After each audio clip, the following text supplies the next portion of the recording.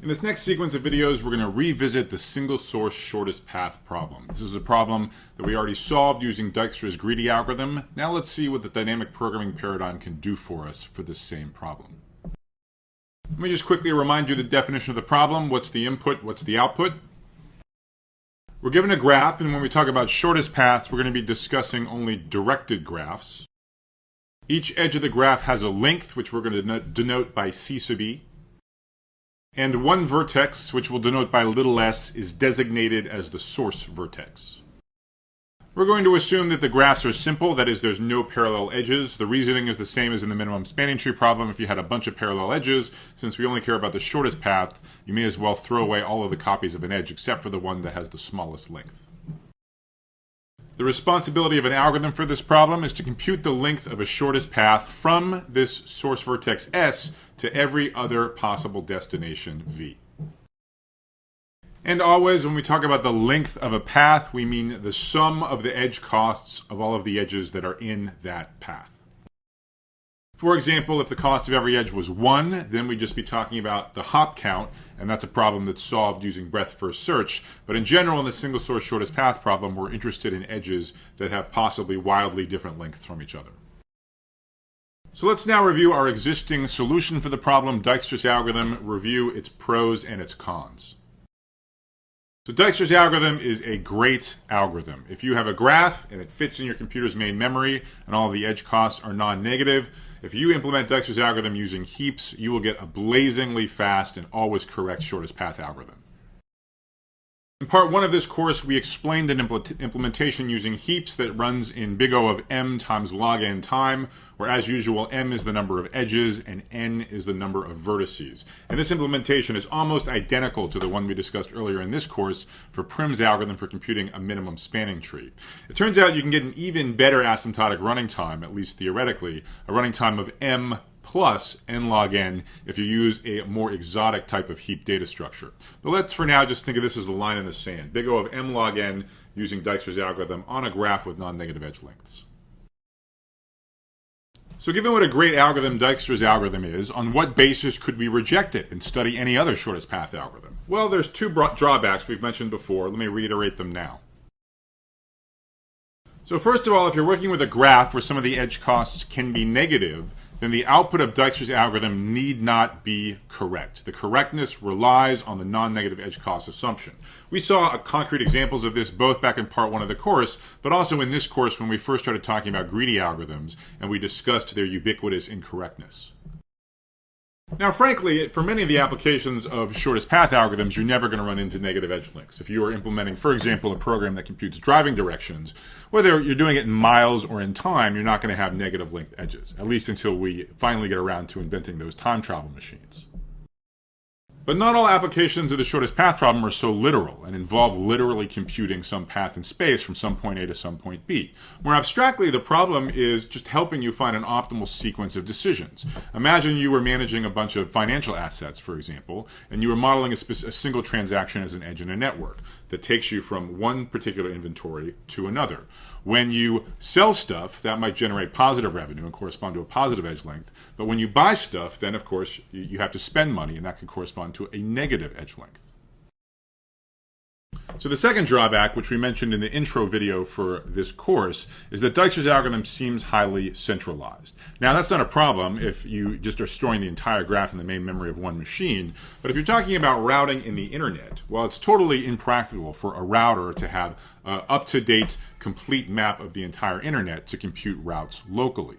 And so that motivates looking at a different shortest path algorithm, which is better suited for distributed routing. So we're going to be able to address both of these drawbacks in one fell swoop via the Bellman-Ford algorithm, which will be yet another instantiation of the dynamic programming algorithm design paradigm. This Bellman-Ford algorithm, despite predating the earliest version of the ARPANET by a good 10 years, nevertheless does form the basis for modern-day internet routing protocols. Of course, there's a lot of engineering steps that you need to go from the abstract Bellman-Ford algorithm to practical solution to internet routing. We'll discuss that a little bit in a separate video, but this really is where it all gets started.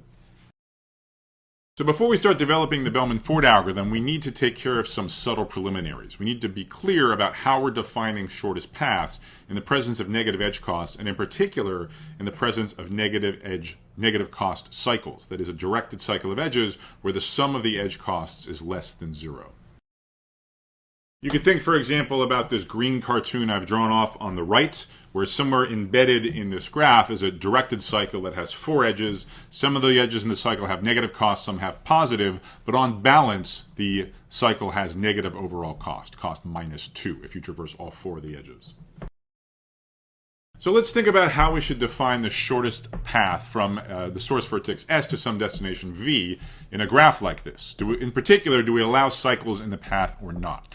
So first, let's think through the ramifications of allowing paths to include cycles.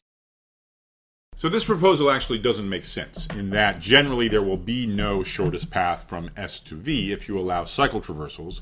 The reason being that if you have a negative cycle, like this one of overall cost -2 in this green graph, and you can actually reach it from the source S, then for every path, you can actually find another path which is even shorter. You traverse the directed cycle one more time, the overall path length drops by another -2, and there's nothing from stopping you from just doing over and over and over again. So either the shortest path, you can think of it as being undefined, or you can think of it as being sort of minus infinity in the limit. So if permitting our path to have cycles didn't work, why not we explore the option where we forbid cycles in our paths? So this version of the problem is perfectly well defined. It's a totally sensible computational problem, which you might well want to solve. The issue here is much more subtle. The issue is that this problem is what's called NP-complete. So that's something we'll discuss much more next week. But the bottom line is these are intractable problems. There are no known computationally efficient, no known polynomial time algorithms for NP-complete problems.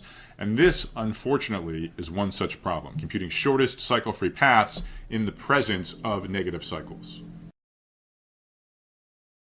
So a bit more precisely, if you came up with a guaranteed correct and guaranteed polynomial time algorithm that always computed shortest paths in the presence of negative cycles, a consequence would be what's called P equals NP, and that's something we'll discuss a bit more formally in a later video. But certainly if you came up with such an algorithm, you should report immediately to the Clay Institute. They would have a $1 million prize awaiting you for such an algorithm. So for those of you that are already familiar with NP completeness, it would be an easy exercise to prove that this problem is NP hard. It would just be a reduction from the Hamiltonian path problem.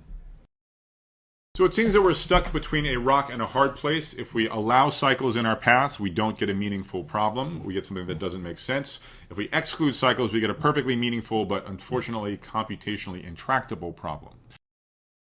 So here's how we're going to proceed. We're going to focus for now just on graphs that do not have negative cycles. We will, of course, allow individual edges to be negative, but we're going to insist for the moment that every single directed cycle of the input graph has overall non-negative length. So it can have some positive edge costs, some negative edge costs, but overall it has to be non-negative. Now, I don't blame you if this assumption bothers you, but the good news is, as we'll see, the Bellman-Ford algorithm effortlessly checks whether or not this condition holds. It effortlessly detects a negative cycle in the input graph if one exists. So the version of the shortest path problem that Bellman-Ford algorithm is going to solve will be the following. Given an input graph, which has negative edge costs, it may or may not have a negative cycle, the Bellman-Ford algorithm will either correctly compute shortest paths from the source to all the destinations, just like you wanted, or it will punt, but it will offer you a good excuse for why it punted. It will show you a negative cycle in the input graph, and of course computing shortest paths is intractable in the presence of a negative cycle, so Bellman-Ford, you have to sort of let it off the hook in that case. Okay, so it'll give it an input graph, either it'll show you a negative cycle, or it'll give you all of the desired shortest path distances. That's the guarantee we're going to strive for. So I'm going to end this video with a quiz helping you understand why this hypothesis of no negative cycles might be useful in an algorithm. So for now, I just want you to think about, suppose I promised you that an input graph had no negative cycles. And the question is, how many hops, how many edges are sufficient to guarantee that you found the shortest path between S and some given destination V?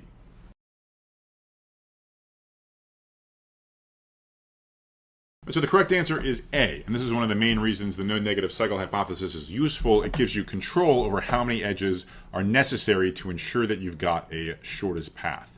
So specifically, suppose you had a path between some s and some v that had at least n edges. Well, if you have at least n edges, it means the path visits at least n plus 1 vertices. There's only n vertices, so if you visit at least n plus 1, that means you visit one vertex twice, say x. So that means you have a cycle inside your path that goes from x back to x again. Now, if you rip out this cycle, if you just delete those edges, you get another path from s to v.